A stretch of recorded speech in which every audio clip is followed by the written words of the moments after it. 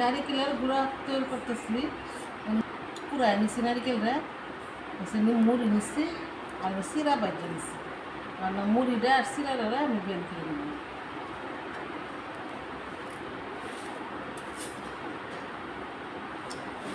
মানে মুড়িটা ব্যান করে নেবেন। আমার মুড়ি ব্যান করা হয়ে গেছে গা। আমি সিরাটা ব্যান করবে লেগে দিলাম। সিরাটা ব্যান করে লইছি।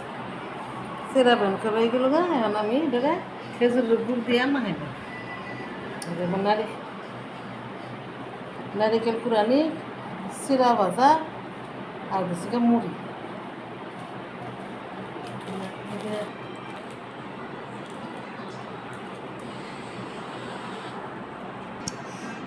আমি খেজুরের গুড় দিয়ে আমি এটা মাখাই। আমি এটা সুন্দর করে মাখাই নিব।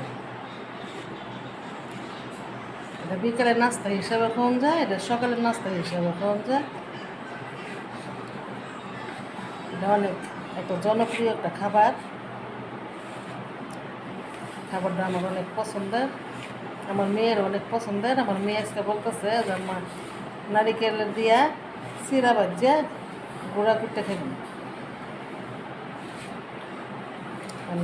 আমার মেয়ের উপলক্ষে এই খাবারটা তৈরি করবেন।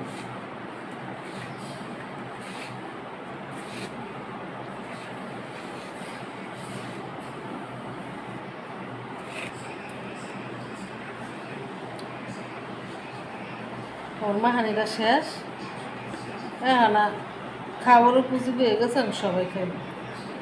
আপনারা কে কে খাবারটা পছন্দ করেন সবার দাওয়াত রইল। সবাইকে ধন্যবাদ।